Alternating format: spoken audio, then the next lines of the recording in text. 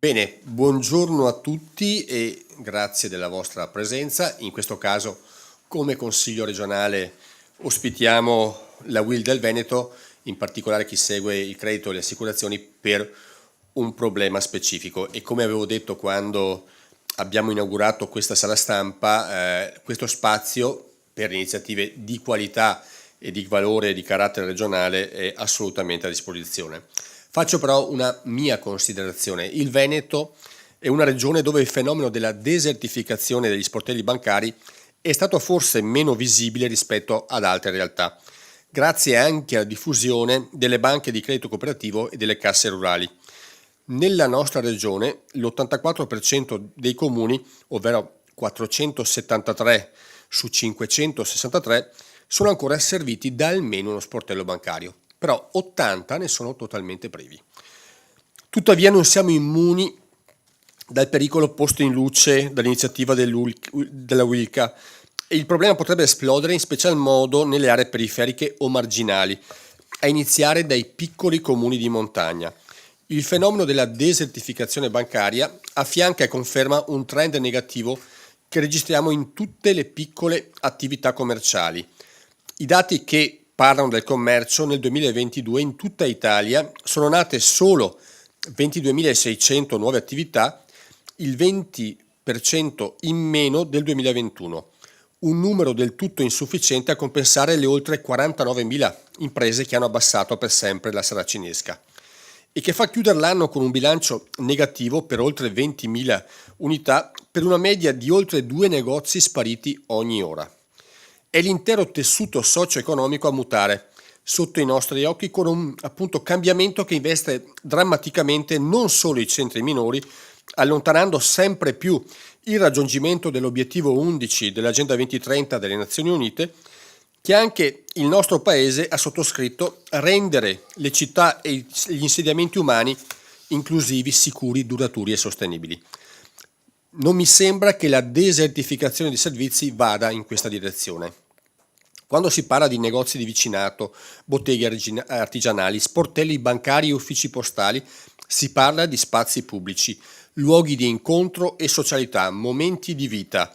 Voglio dire che gli insediamenti umani non sono fatti solo di case, strade, piazze, edifici, ma di relazioni, affetti, sentimenti, memorie e speranze che si intrecciano in un dedalo che rischia di scomparire o di sgretolarsi davanti a noi tutti.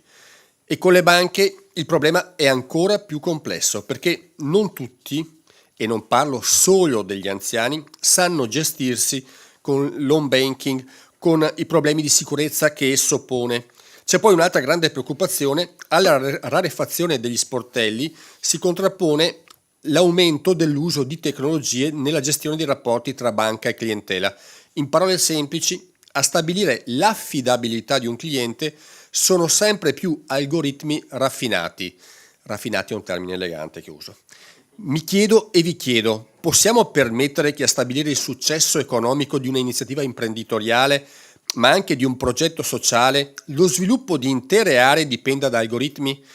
Federico Faggin ci mette sull'avviso: il computer, l'algoritmo non hanno intuito, non hanno sentimenti, non possono prevedere l'imprevedibile, capire la fantasia e la creatività del genio, non solo dell'artista ma anche dell'imprenditore, o il valore sociale di un'iniziativa.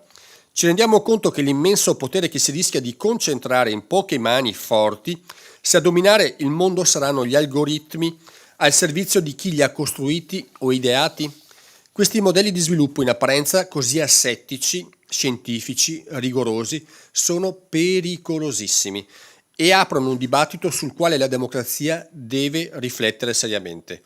Anche la banca non fugge a questa dimensione e lo sappiamo bene noi in Veneto, la terra di Fedele Lampertico, di Luigi Luzzati, di Giuseppe Tognolo, cioè di chi fin dalla metà del 1800 si batté per la cooperazione in campo creditizio, ponendo i presupposti a favore di una legislazione sociale, sapendo bene che il progresso economico nasceva anche da un forte sistema bancario mutualistico, capace di essere vicino a tutti i cittadini, soprattutto ai più deboli. Per molti aspetti furono i precursori di quel microcredito che oggi sta dando straordinari risultati nelle aree più povere del paese. E qui non esulo dal tema che la UILCA pone sulla desertificazione degli sportelli, ma casomai allargo la problematica così allarmante, non a caso posta anche dall'ANCI. Se il Veneto è riuscito a superare lo shock della pandemia, è stato, come ho detto all'inizio della mia riflessione, anche grazie alla rete di banche di credito cooperativo e delle casse rurali. Non a caso sono fra i firmatari di una risoluzione, poche settimane or sono, a sostegno di queste banche. 15 le BCC che hanno sede in Regione Veneto, con 616 sportelli presenti in 383 comuni, 85 dei quali unica presenza bancaria, con impieghi lordi pari a 19 miliardi e 7 di euro, mentre la raccolta della clientela complessiva è pari a 26,7 miliardi di euro su base regionale. Le BCC venete hanno perseguito il mantenimento di una capillare presenza territoriale, che è stato uno degli elementi che ha permesso loro di finanziare il territorio e sostenere l'economia locale anche in fasi di congiuntura avversa, confermando proprio la distintiva funzione anticiclica che hanno svolto queste banche.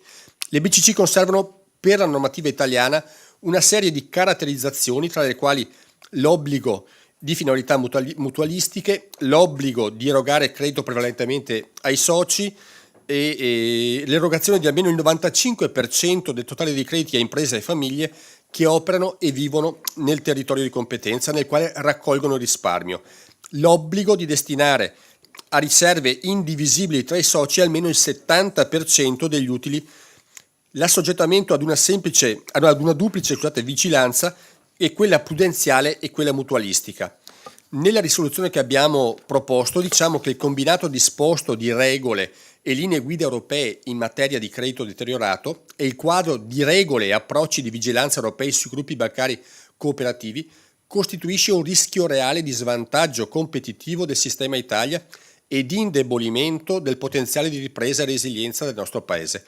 Ecco perché chiediamo alle autorità italiane di cogliere l'occasione della revisione di un atto del quadro del sistema normativo europeo per il recepimento nell'Unione bancaria degli accordi finali di Basilea Plus, per evidenziare l'opportunità di rivedere a favore del sistema del credito cooperativo il quadro regolamentare bancario europeo, in particolare quello previsto dal regolamento 468/2014 dal BCE, allo scopo di prendere in considerazione successivamente la possibilità di riconoscere le forme di proporzionalità che sostengano adeguatamente quella natura mutualistica di cui l'articolo 45 della Costituzione italiana, oltre che le peculiarità che qualificano le BCC quali banche cooperative di comunità. L'alternativa è lasciare in mano agli algoritmi quantistici l'erogazione del credito e di conseguenza la qualità della vita, il benessere e il successo di interi territori. Ho parlato fin troppo, ma credo che la riflessione posta all'attenzione di noi tutti dell'iniziativa della UILCA sia strategica per tutte le città, per tutti i territori, per i nostri cittadini, per la nostra economia e il nostro modello di vita. Il Veneto ha saputo esprimere al meglio questo modello, appunto, e questa qualità della vita, mettendo specialmente all'attenzione e nel proprio lavoro valori quali solidarietà, mutualismo e il lavoro. Certo, il mondo sta cambiando, molti lavori scompariranno, poi verranno sostituiti da nuovi, oggi totalmente sconosciuti, però appunto, come diceva Gramsci, la crisi consiste appunto nel fatto che il vecchio muore e il nuovo non può nascere. In questo interregno si verificano i fenomeni più morbosi e svariati. Questo lo scriveva dal carcere appunto nel 1930. Osservazione secondo me di straordinaria attualità, che ci porta a dire che i mutamenti vanno interpretati, gestiti e governati. E questo non lo possono fare gli algoritmi, per quanto raffinati, né uomini e donne senza volto e senza consenso che tengono nelle loro mani impressionanti forme di potere reale che sfugge ad ogni controllo democratico. Quindi veramente grazie per questa iniziativa e adesso chiamo a condurre giustamente la giornata Roberto Toigo, segretario regionale della UIL. Prego.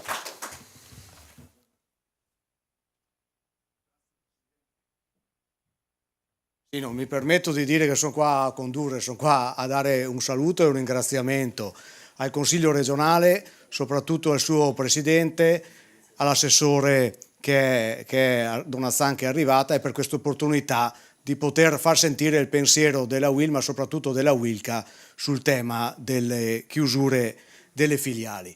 Io sarò brevissimo, nel senso che lascio lo spazio al nostro segretario nazionale, che sarà in grado di far capire l'importanza di questa iniziativa.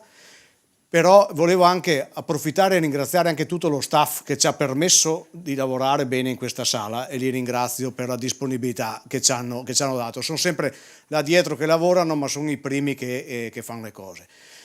Il Veneto, il Presidente ha toccato il tema della montagna. Io sono uno che vive in salita, nel senso che in salita perché sono in pendenza, diciamola così.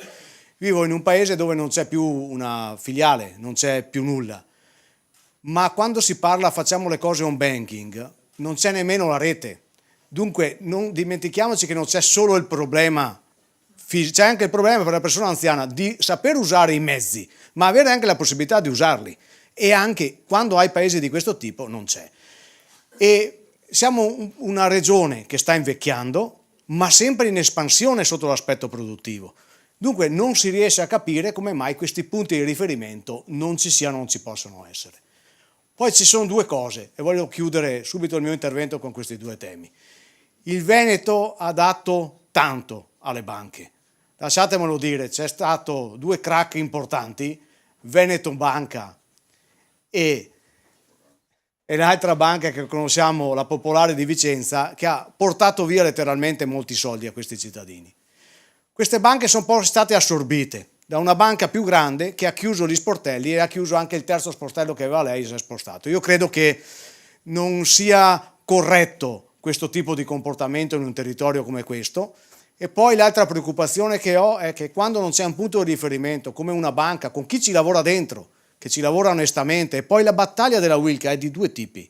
Non è solo questa, ma è anche quella di tutelare i dipendenti all'interno delle banche, che non siano venditori di tutto il giorno, insomma, che non siano lì a vendere la polizza, a vendere questo, a vendere l'altro, ma essere dei punti di riferimento per le persone che possono avere anche dei momenti di bisogno. E la mia preoccupazione è non avere questi punti di riferimento. La criminalità gli lasciamo uno spazietto in più. E io credo che territorio come questo, come il Veneto, questa iniziativa che ha fatto la Wilca, che appena ce l'ha raccontata come Will abbiamo sposato. La Will è la mamma di tutto, ma ogni categoria ha la sua forza, e la dimostrazione che la Wilca è una categoria forte è stata quella di venire in Veneto, lo farà in tutta Italia, ma l'ha fatto nei comuni più complicati, per portare avanti questa discussione che, come diceva il Presidente, non è solo sugli sportelli bancari, ma ci fa riflettere su come si sta muovendo il rapporto tra la società e la persona, il rapporto tra il profitto e la persona. E se su determinate cose dico ma per forza devono far così perché non possono campare, con le banche non possiamo dire la stessa cosa. La dimostrazione dei profitti che stanno facendo e i bilanci che stanno depositando alti non hanno scuse nel dire io chiudo uno sportello. E credo che debbano anche al Paese un altro pezzetto, che col 110%, ultima cosetta, abbiano guadagnato un po' di soldini per permettersi di avere in qualche paese di montagna qualche sportello aperto. Spero di non avervi disturbato troppo, grazie Presidente ancora di questa disponibilità. Lascio la parola a Elisa e lascio il testimone, grazie ancora.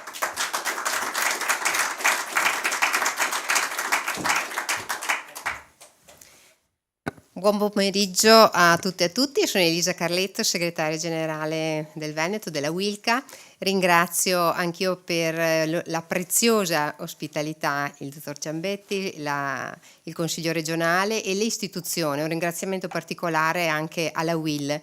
Noi siamo qui per evidenziare una problematica come sindacato che ha una duplice natura. Voi sapete che un sindacato innanzitutto difende il lavoro, difende i lavoratori, e in questo senso se noi pensiamo che in Veneto dal 2015 al 2021 il Veneto come bancari, e ci tengo a sottolineare bancari, non banchieri, che c'è una grossa differenza, ha perso oltre 5.000 posti di lavoro, e non sono pochi, a fronte di una perdita di quasi 1.000 sportelli in tutto il territorio.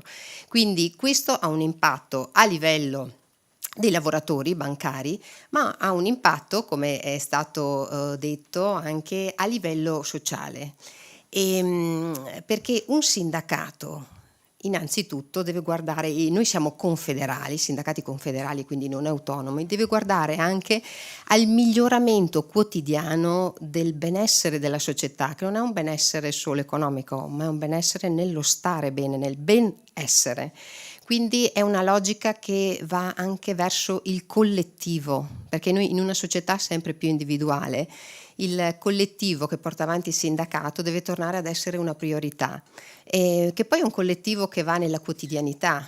Prima si faceva riferimento al fatto che i luoghi sono luoghi anche di affetti, di relazioni, e noi puntiamo molto, noi siamo la Wilca con le persone, la Will è la Will che è passata dai cittadini alla Will delle persone, quindi il sindacato delle persone, e questo ha un valore perché si va oltre la spersonalizzazione che rischia di dare il mondo dell'online per valorizzare il contatto umano, che vuol dire anche professionalità, che vuol dire anche competenza, che vuol dire anche non lasciare mai sole le persone più fragili, e vuol dire anche permettere la conciliazione dei tempi di vita e di lavoro per le famiglie, perché se una persona fa fatica ad andare in banca ci dovrà essere qualcuno che lo accompagna. E poi soprattutto dobbiamo guardare anche al fatto che noi siamo un territorio con un tessuto produttivo veramente importante, e quindi fa riflettere il fatto che a fronte di una crescita del mondo produttivo ci sia una carenza e una diminuzione degli sportelli. Quindi veramente io credo che questo problema vada affrontato insieme, perché anche il sindacato deve avere sempre più la valorizzazione delle istituzioni. Fa riflettere che poco si parli del sindacato anche a livello politico. Noi ci siamo, e ci siamo come Wilca e in Veneto più che mai. Grazie a tutti.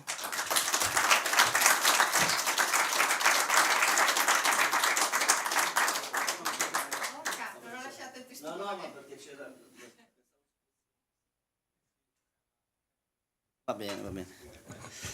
Invertiamo, non c'è nessun problema. Sono Furlan Fulvio, segretario generale della Wilca, vi ringrazio per l'ospitalità, ringrazio tutte le persone che stanno lavorando in questo momento e che hanno lavorato in questi giorni alla campagna in Veneto e che lavoreranno i prossimi mesi per portare la campagna che stiamo portando avanti come Wilca, sia, come ricordava giustamente Roberto, chiusura filiali no grazie, ma anche basta pressioni commerciali in tutti i territori italiani, soprattutto nei piccoli territori, per poi chiudere ogni tappa nel capoluogo di regione interessato. Io ringrazio inoltre perché dagli interventi che ho sentito colgo che è stato in pieno apprezzato e anche valorizzato esattamente lo spirito con cui noi abbiamo lanciato questa campagna di sensibilizzazione. Noi partiamo da una riflessione che prende spunto da molte delle cose dette anche nella relazione introduttiva, che intanto noi vogliamo stare dalla parte delle persone e quindi va recuperata una dimensione umana che è fatta di tante componenti che coinvolgono il lavoro, ma anche la socialità del lavoro. E in questa dimensione noi crediamo che il tema della chiusura delle filiali impatti in modo determinante su vari aspetti, quelli economici, diciamo proprio già a partire dal ruolo delle banche nell'intermediazione del credito, e quindi quel rischio che poi l'intermediazione del credito venga fatta attraverso algoritmi che non colgono le specificità delle situazioni nelle singole realtà, ma anche le specificità delle persone che portano avanti determinati progetti. Bene, si ricordava prima questo aspetto. Ma c'è un tema che non è soltanto economico, c'è un tema sociale che riguarda il servizio che le banche offrono. Non dimentichiamo che il credito è stato uno dei servizi essenziali riconosciuti durante la pandemia, e tutte le volte noi facciamo un ringraziamento a tutte le donne e gli uomini che tutte le mattine tenevano aperte le banche per offrire un servizio alla cittadinanza in un momento estremamente complicato, insieme ai milioni di lavoratori che in ogni ambito facevano il loro piccolo pezzo di lavoro per portare avanti il Paese. E quindi c'è un tema di servizio, e il tema del servizio è che si ricade sulle persone più fragili dove questo servizio non c'è. Perché dove il servizio bancario non c'è, è ovvio che una persona che ha l'auto o che può accedere ai mezzi tecnologici, ha le conoscenze tecnologiche, l'impatto può essere limitato. Ma noi dobbiamo preoccuparci di chi non ha i mezzi per spostarsi, o perché non li ha economici, o perché non li ha fisici.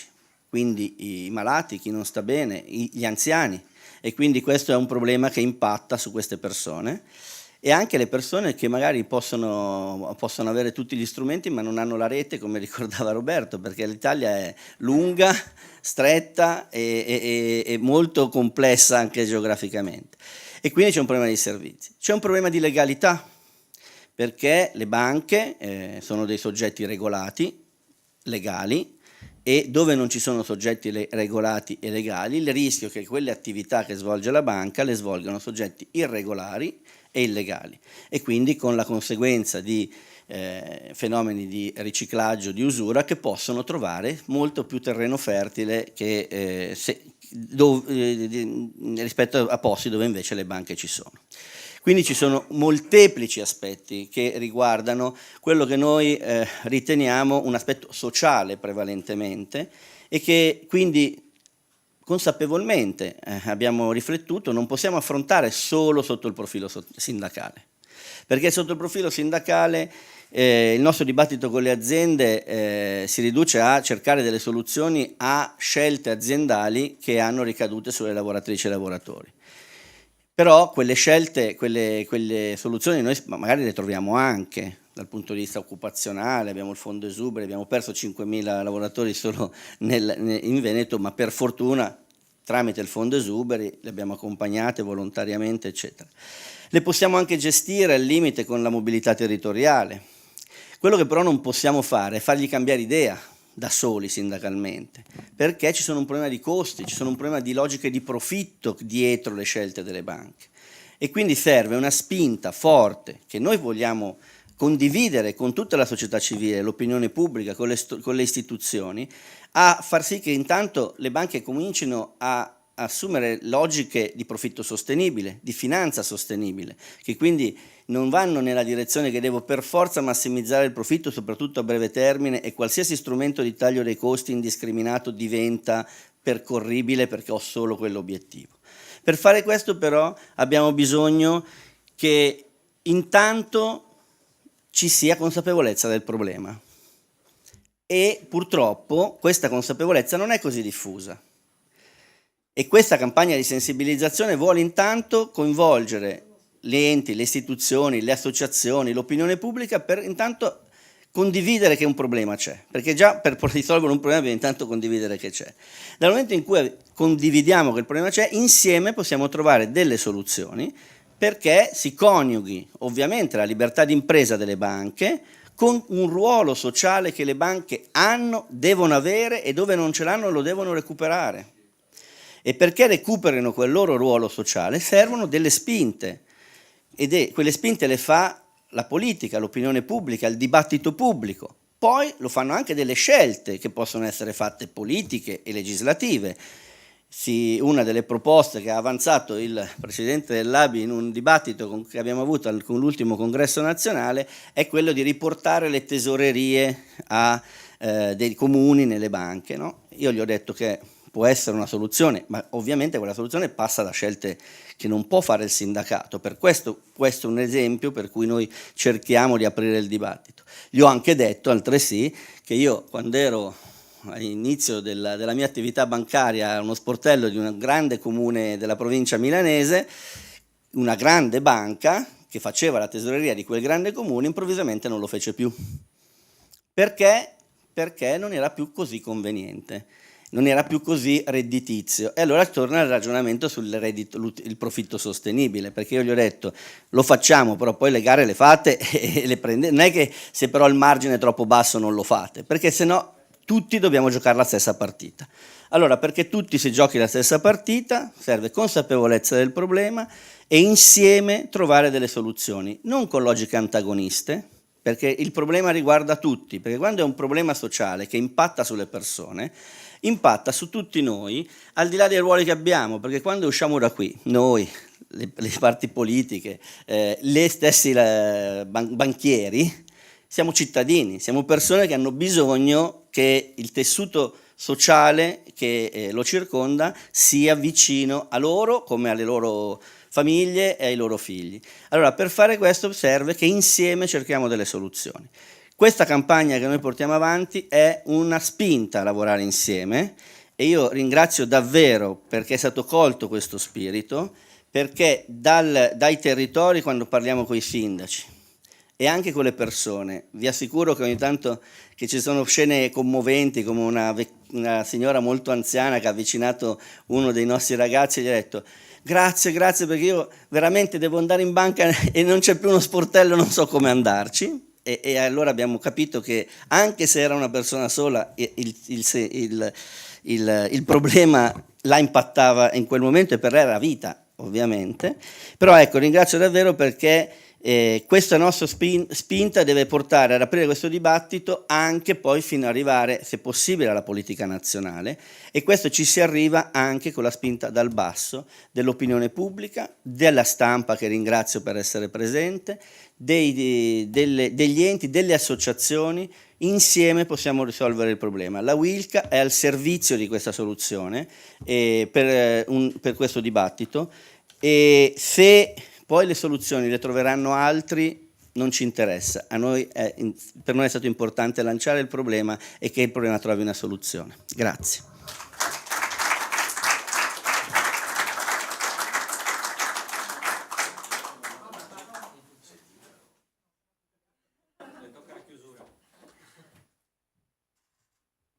La chiusura impropriamente, perché da quel che ho capito dal mio presidente Ciambetti invece apriamo invece un nuovo spazio di confronto su un tema di particolare rilevanza. Prima di tutto mi scuso con il segretario nazionale Furlan perché sono arrivata in ritardo, ma di solito io ho talmente un ottimo rapporto con Roberto Toigo che lui mi dice comunque, poi mi passa non solo i suggerimenti sempre opportuni di questo sindacato, che è un sindacato molto capace di affrontare in modo pragmatico e poco ideologico i temi, ma perché in questa sede in particolare io rappresento anche la delega del presidente Zaia. Io mi sono trovata ad affrontare il tema della chiusura, ovviamente, quando ci siamo trovati tutti a fare i conti con i disastri delle banche venete. E quindi il soggetto principale era il sindacato, che faceva un'azione di difesa dei propri lavoratori. C'erano i comitati che facevano la difesa dei risparmiatori, c'erano le imprese che barcollavano rispetto all'impatto pesantissimo che ebbe quella che ha ancora purtroppo con le sue code quella situazione, e il tema ci è parso prima scontato, cioè quello di avere la nostra banca, la nostra persona con cui parlare, e da quel disastro ci siamo resi conto anche dell'importanza, non farò ovviamente la disamina di quella situazione, ma dell'importanza di avere una persona con cui rapportarsi. E il tema degli sportelli bancari oggi per me rappresenta questo. Cioè rappresenta quella rete sociale di riferimento che in particolare nelle zone che sono quelle più difficili da raggiungere, per i quali la nostra regione, io occupandomi di istruzione e di lavoro, spesso mi trovo a ragionare, soprattutto sull'istruzione, per non chiudere i servizi. I servizi sono infanzia, scuola elementare, scuola media, anche lo sportello bancario. Cioè ci siamo resi conto che parte della nostra vita ovviamente poggia lì. Non ho potuto ascoltare il Presidente Ciambetti, ma di solito condivido tutto quello che dice, quindi ho questa facilitazione nelle relazioni, nei rapporti. Lui in Consiglio mi sono fatta dire che farà un'iniziativa, mi troverà e ci troverà al suo fianco. Aggiungo 2 cose, perché è opportuno, sì, così che possa dire che non è una conclusione ma è un cammino. Sempre all'indomani degli effetti devastanti delle banche venete, questo Consiglio regionale si interrogò sul tema dell'educazione finanziaria. Educazione finanziaria come elemento fondamentale di consapevolezza di sé, capacità di scelta. Banalmente la politica agisce quando vi è un grave fatto. E di solito sbagliamo anche la mira poi, cioè no, di fronte a un fatto eclatante vai ai ripari, alle volte facendo il danno peggiore. In questo caso no.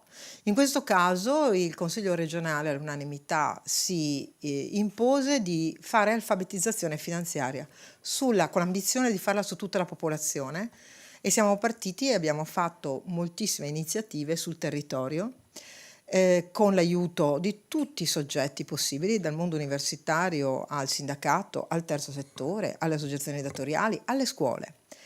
Perché poi ciò che comprendiamo è che siamo analfabeti in questo caso. Perché torno a bomba qui e chiudo?